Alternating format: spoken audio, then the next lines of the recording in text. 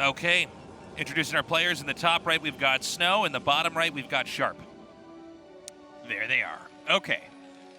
So, Eddie. The one thing that you really need to know about Eddie for the early game would be that it is a low ground main. So pressure from Protoss can be a little bit more scary. This means that you either need to commit to getting a bunker up very quickly or micro very, very well and know your timings for pushing up your ramp as a Terran because, you know, crazy things can happen otherwise. Right. If a Protoss gets to the top of your ramp and you don't have a clear push-up, like if you have to do something like get siege mode or a dropship before you get out, the game is basically done at the top level.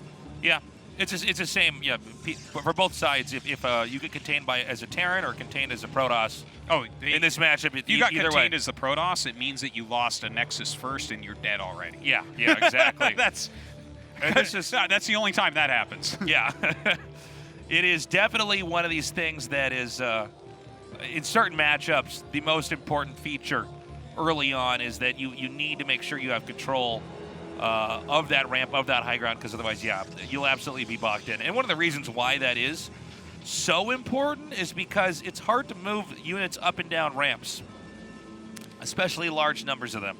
Yeah. And so even a small army on the top of a ramp, and it's true in most of the matchups, but especially in this one, where damage is dealt so quickly. You know, Dragoons can do so much damage to mech units as they're trying to come out. Splash damage is a nightmare for Protoss to deal with. Mm-hmm. It's so important that you're able to avoid that. Absolutely. So looking at their build orders right now, everything looks pretty normal.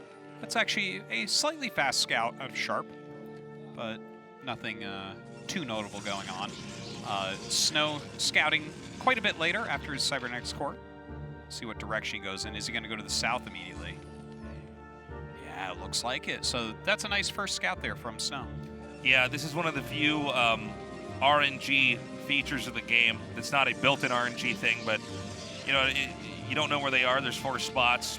Finding them right away always gives you a big amount of just relief overall, because then you say, okay, I know what he's doing, and I'm going to at least try to stop it. Not that you know exactly what he's doing, but you know what he might not be doing, I guess I should say. Okay, yeah, he's not proxying me. You know, you can check and see how many SCVs are mining gas. You can get confirmation as to what he's doing. And by the way, snOW backs out immediately. Doesn't even do the one loop that we normally see Protosses do to circle around the gas. Instead, pops out right away. Yeah, and I think that that's probably good. He saw the Marine with a second one building. Sharp actually had to cut SCV production for a little bit. And this is kind of a very safe build he's gone for. Like his quickest factory, and then Marines almost non-stop from the beginning. You'll be just slightly lower on SCVs, but it's easier to make sure you hold your high ground. So Sharp being careful and making sure he's not going to lose anything stupidly early on. And so far here from the Protoss, we don't really have a very good idea of what exactly... oh, excuse me, I guess we do now. He wants to make a Nexus here on the high ground. Mm-hmm. You got to wait and see. Making the Nexus right away. And this is, I think, a Nexus on 21. And so you basically want to cut a Dragoon for a second and then get this set up. We might see a second gate thrown down here as well, but this is one of the more common openings that we see here in PvT. Yeah, it's definitely a very solid opening. It's probably the most popular expand at the moment. As far as Sharp goes, you see that he's already produced a bunker, is starting his command center now. It is a little bit behind the Nexus, of course.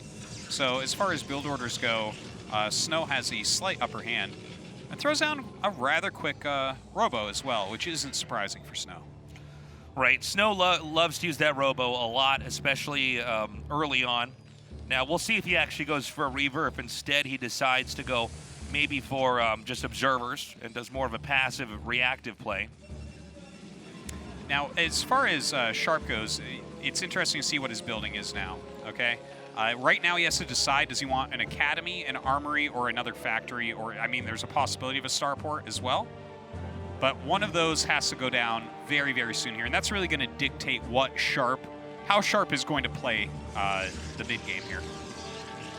So there's that second gateway. Now, keep in mind the initial SCV didn't get... correct me if I'm wrong. The first SCV didn't get to scout and confirm the Nexus. Is that right? Yeah, it was first body SCV blocked. Left, and then the Nexus got built. Right. And then he tried to go back up, but the position of the Dragoon, he actually...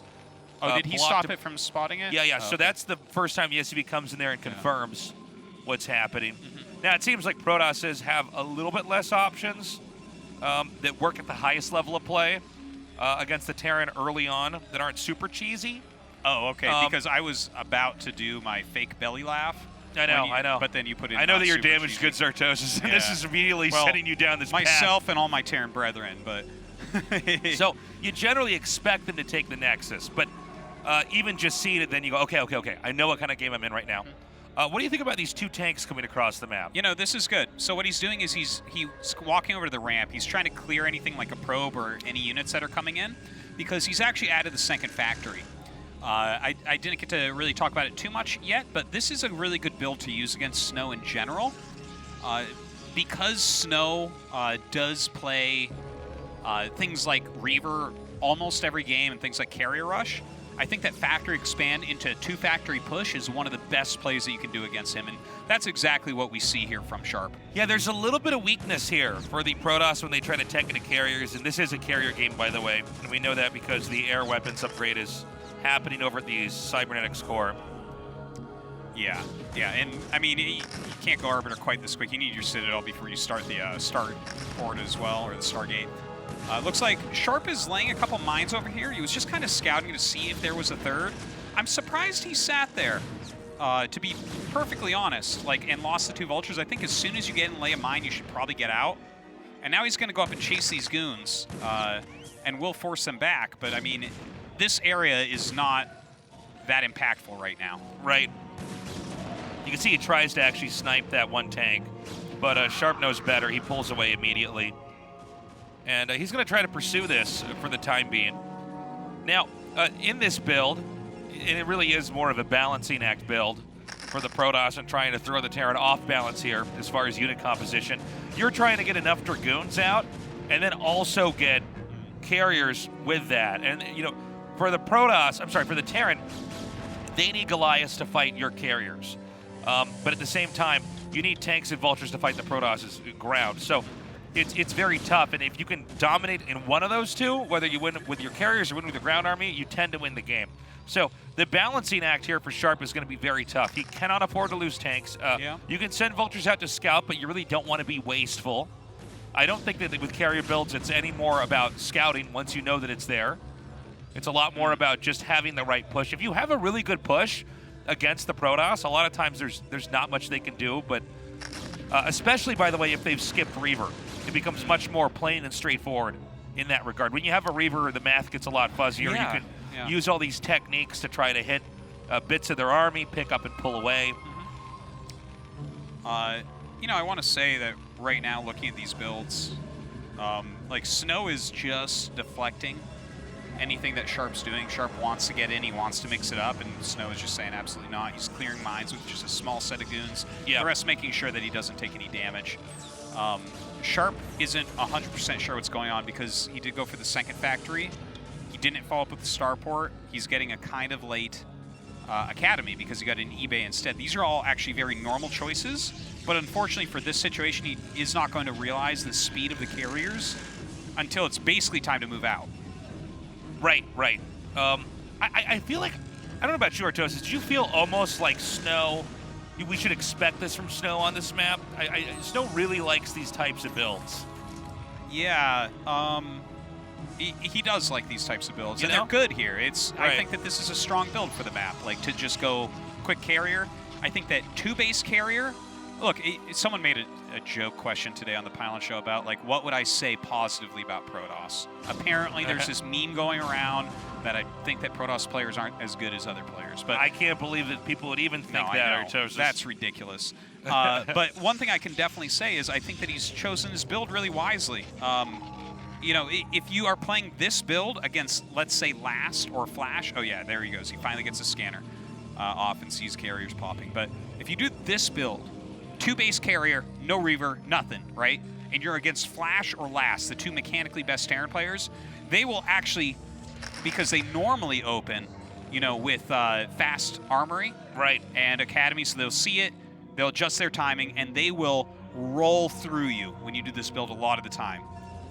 A player like Sharp is more likely to mix it up like we've already seen, and thus, this is a better build against a player like Sharp, in my opinion. So I think that snOW has actually very wisely chosen this build for his opponent and for the map. Oh, that's a very good point. Yeah, I do feel, especially if I try this build, if I'm against somebody who just plays straight up, I tend to die. Unless it's a really a map I can really exploit. Well, the thing is, if they get caught off guard, a lot of these Terrans go like super single-player mode. You know, they take a third base, and that's when you're basically going to win. Now, the key here is holding the high ground as Protoss. Yes. You want to engage when you're on the high ground and they're coming up so that they get missed shots. snOW actually runs away from his high ground right here. I feel like he should be fighting a little bit. Okay. And for those who are less acquainted, the light blue area here on the screen is the high ground. Yeah, the that's dark right. blue area is the low ground. It might not look like that, but that is the case. The gray strips are the kind of in-between, the ramp part of it. So, Right. yeah, it makes a big difference where you're standing. It also blocks vision and things. By the way, the Dragoon runaround here is very important because you can intercept Goliaths. Basically, Terran units are pretty bad against Dragoons unless the tanks are sieged up, or you have like you know, +3 attack, +2 armor, Yeah, you know, upgrades like that. But and so to come in from behind, you're pulling their army away. They are trying to reposition, and it's buying you time because if you can get up to 6, 7, or 8 carriers, oh my god, you're in a very good spot here. snOW's playing so well. Like, he's kiting here with like 10 goons. He's bringing him off the center of the map. I mean, this is some beautiful play. He's whittled down some of the units, and he's just kind of wasting Sharp's time. Yeah, look at that. Sharp's on, like, what was that? That was 5 facts. Yeah. That's not enough to sustain a push against this. If you're on 2 bases trying to actually kill someone, you know, you either hit right away with a push like this, or you go up to like 7 facts and 2-1. Oh, how funny, by the way. The eBay of all buildings to lose in a situation like this. That's actually very problematic because the carriers can counterattack now. We're at 4 carriers now. I think there's the 6th. I'm sorry, the 5th and the 6th should have spawned, I think. You might be right. I tell you what, though. Look at that. He lost 5 goons. Yeah. And this push, like, I mean, the game could have been decided already, but he made that wonderful move with the Dragoons. A really great play from snOW. Yeah, it was brilliant. And now snOW is just picking off siege tanks here. Really, really nicely done. Now he'll just back up. You don't want to fight right there. The tanks are all siege up. Just buy more time. Of course, he should have a Citadel right now getting Zealot legs as well. That is a huge, important upgrade at this point. Okay, so the carriers are going to come out now, hit these Goliaths. Now, don't give up hope on Sharp yet, guys. I think Sharp actually has a real chance to still break him here. He's bought time. Now, in case you're wondering why these Zealots are slow, with this build, you just don't quite have enough time to get Zealot speed. If he can target down, however, these tanks, and I don't think he can, he might be able to chip off a few of those tanks, and suddenly it's Dragoons and Zealots versus Goliaths and a small number of Vultures. Yeah, look at this. The Zealots are doing an okay job tanking a little bit here for the Goons. Yeah. If he can pick off the, oh, you know, he might have this. I think this is actually enough. Oh, yeah. No, I definitely think so. I think that he basically won this game when he had Sharp chase 10 Goons for 3 minutes. Yeah, that was beautifully done. And this is the death throes of the Terran here because he's, you know, two base Terran. Getting the third becomes really, really frustrating and complicated, you know? And so there we go. GG. Very beautifully done by snOW. And that was not just, I think, a game about, okay, him picking the right build.